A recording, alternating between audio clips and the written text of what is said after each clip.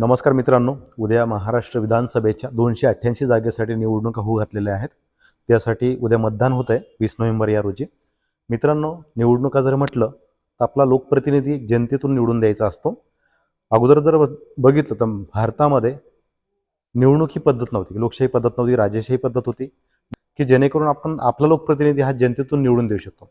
एखाद्या भिकाऱ्याचं आणि एखाद्या उद्योगपतीचं दोघांच्याही मताला एकच अधिकार आहे, दोघांच्याही मताची एकच किंमत आहे। किंमत एखाद्या समजा अदानी असेल, अंबानी असेल, त्याच्या मताला वेगळी किंमत किंवा एखाद्या भिकाऱ्याला किंवा एका गरीबाच्या मताला वेगळी किंमत असं नाही आहे। भारतीय संविधानानं दोघांनाही समानतेचा त्यामध्ये अधिकार दिलेला आहे। या ठिकाणी मित्रांनो बाबासाहेबांचं एक महत्त्वाचं वाक्य आहे। बाबासाहेब या ठिकाणी म्हणतात, मताबद्दल म्हणतात की मताचा मिळालेला अधिकार हे तुमच्या मुक्तीचे साधन आहे। मुक्तीचे मिळालेले साधन जर तुम्ही पैशावर विकाल तर तुमच्यासारखे आत्मघातकी, समाजद्रोही व मूर्ख तुम्हीच आहात।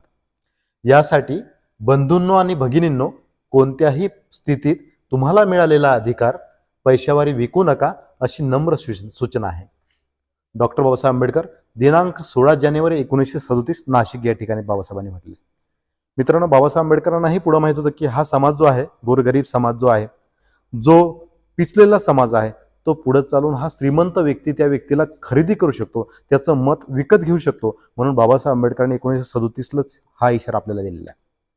आपण जर मताचा अधिकार विकला नाही, आपलं जे मत आहे ते आपण विकलं नाही, तर आपण चांगला प्रतिनिधी या ठिकाणी निवडून देऊ शकतो। तुम्ही उद्या अनेक लोक तुम्हाला पैसे देतील, काहींनी घेतले असतील, ठीक आहे, घेतले असतील, काही हरकत नाही, पण किमान उद्या